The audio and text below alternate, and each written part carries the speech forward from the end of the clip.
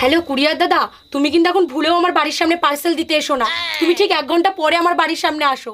আরে আমার বর বাড়ির সামনে ডান্ডা নিয়ে দাঁড়িয়ে আছে, আমাকে তো ডান্ডাতে ঠান্ডা করবেই, সাথে তোমাকেও করবে। হ্যাঁ, তুমি কিন্তু ভুলেও আমার বাড়ির সামনে এসো না।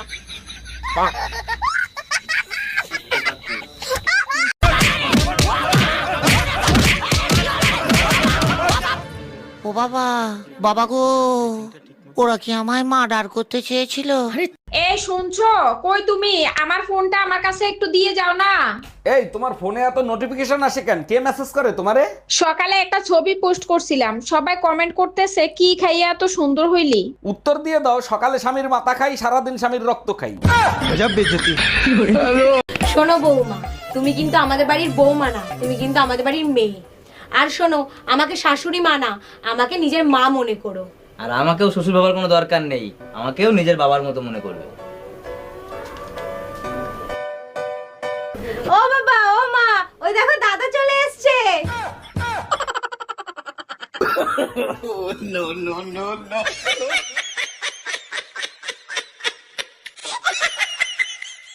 মায়াবতী, মায়াবতী না, মায়াবতী, মায়াবতী তোমাকে যে পেয়েছে সে গর্ভবতী। আরে গর্ভবতী না, ওটা ভাগ্যবতী। ও ভাগ্যবতী।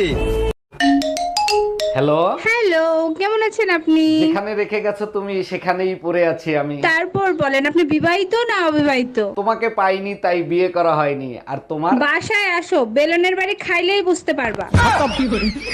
Bye bye, tata.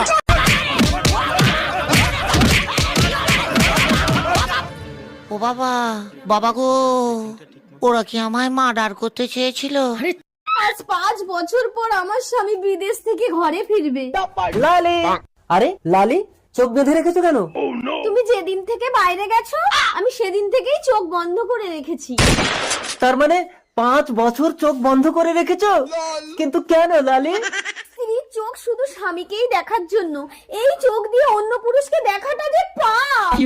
আরে পাগলি, স্বামীকে যদি মন থেকে ভালোবাসো, অন্য পুরুষকে দেখলেই বাকি। না, অন্য পুরুষকে দেখলে আমার সারা গাহক পা কিরম একটা হয়। লালি, তুমি না সাক্ষাৎ সতী। চলো না একটু ঘরের ভেতরে। আস্তে টেনো না, পেটে বাচ্চা। কি করে? কে? আমি তো 5 বছর বাইরে ছিলাম। বলতে পারবো না গো, আমি তো চোখে দেখি না। আমি কেন মরি না? ডাক্তার, পাশের বাড়ির ভাই আমাকে কিস করছে, তাতে কি আমি প্রেগনেন্ট হব? বোকা দেখছে, আপনার মতো বোকা কোনোদিন দেখি নাই। কিস করলে কেউ কোনোদিন প্রেগনেন্ট হয়? বোকা আমি না আপনি। ছেলেরা কখনো কিস করে ঠান্ডা হয় না, তাদেরকে ঠান্ডা করতে হয়। ও আচ্ছা, বুঝতে পারছি। তা কবে ঘটছে এই ঘটনা? গতকাল মাঝরাতে স্বপ্নের ভিতর। ভাবি, আপনার তো বিদেশি সিটিজেনশিপ, বাইরে কি সাথে করে নিয়ে যাবেন নাকি? জি অরুণ ভাই, আপনার ভাইয়ের পাসপোর্ট হয়ে গেছে, ভিসা আসলেই আপনার ভাইকে নিয়ে চলে যাব। আচ্ছা ভাবি, বিদেশে এত সুন্দর সুন্দর ছেলে রেখে আপনি দেশে বিয়ে করলেন কেন? বিদেশে জামাইয়ের উপর মুখ চালানো যায় না, নিষেধ আছে, তাই দেশে বিয়ে করছি। তোর বাড়ি ছাইরে আমি চলে গেলাম, খবরদার মনের ভুলে আমারে ফোন দিবি না। পুরো গরম তোমারে সহ্য করছি শীতের অপেক্ষায়, এখন তুমি আমারে ছাইরা চলে যাবা? তোমার মতো স্বামী সংসার করার থেকে জাহান্নামে থাকা ভালো। তুমি আমারে ছাইরা যাইও না, সামনে শীত আসতেছে, তোমারে ছাড়া থাকতে পারবো না। বাবু